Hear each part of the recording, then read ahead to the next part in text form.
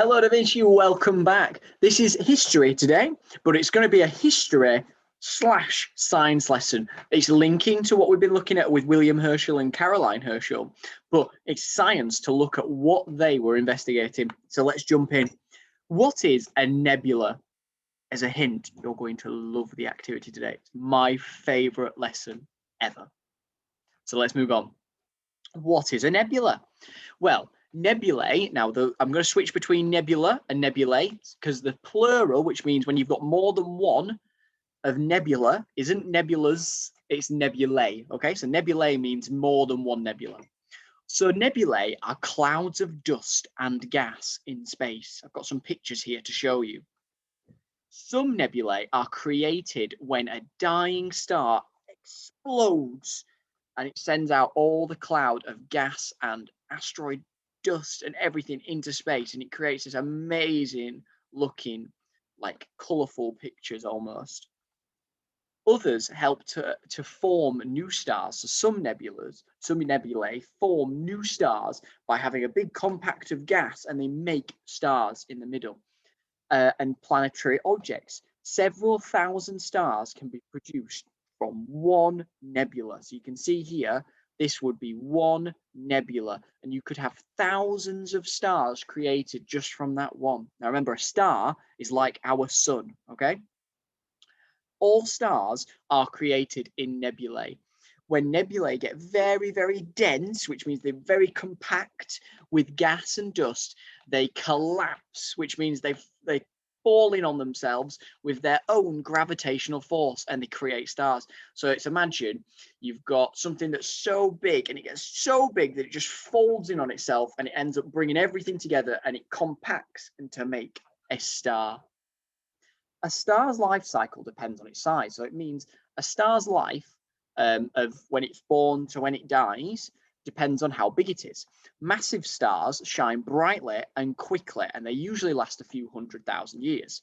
Then they cool and expand to become red supergiants before exploding, and that's known as a supernova. These explosions create neutron stars or black holes, and I know that some of us love black holes in Da Vinci. Average stars use much less energy to shine, and they last for several billion years.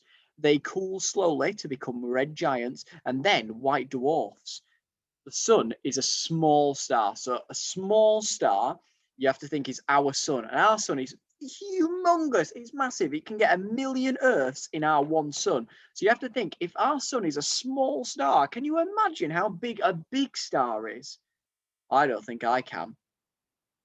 Here's a life cycle of a star. Now, you don't need to know this, but I just thought I'd share. It all starts off with a nebula, and you can see that it goes in two different ways. It can be an average star that it can create, or a massive star.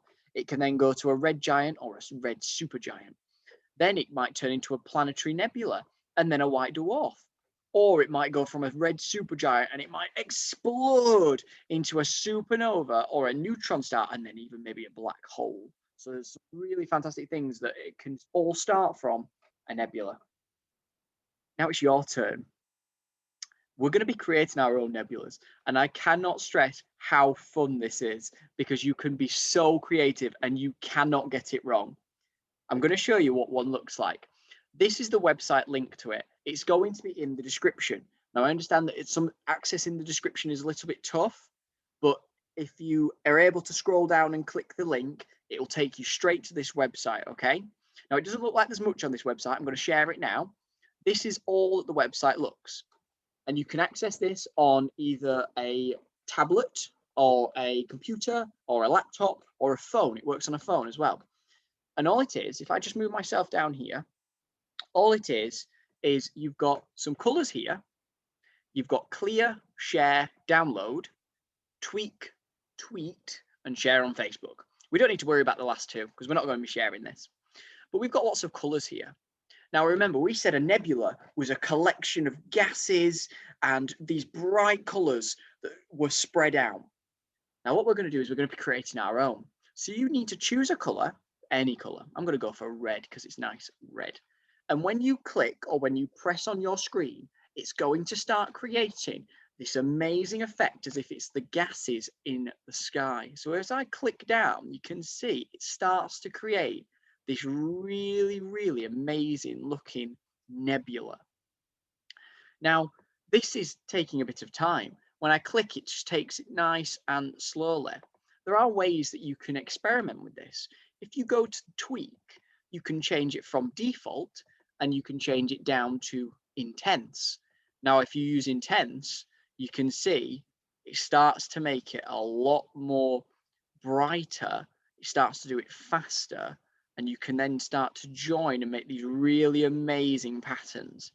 Now, I know what you're asking, Mr. Watts, I didn't want to do a red one. Well, that's fine, because what you can do is you can then choose another color, let's say blue, to go over the top and to mix with your red. So you can see it's starting to create like a purple. And if you go over bits that have got really bright, then it might even turn to white.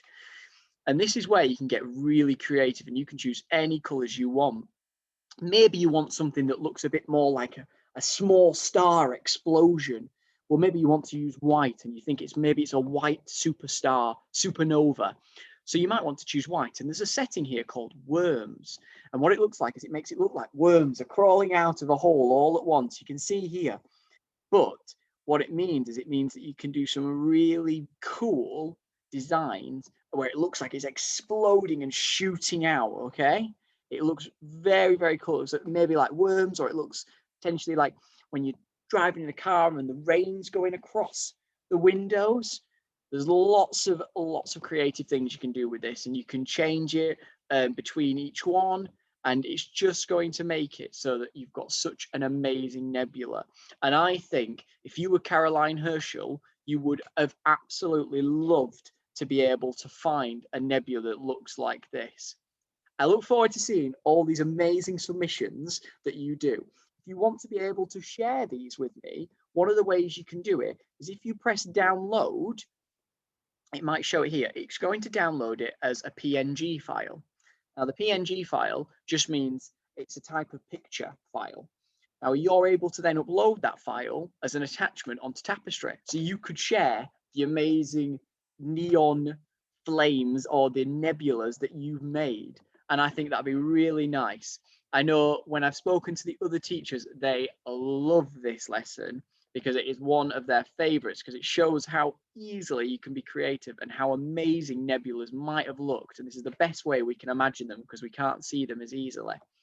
I hope you've had a really good time with this activity, and I look forward, and I really hope everyone takes this chance to go really creative. Thank you very much, Da Vinci. I'll see you in the next video. Goodbye.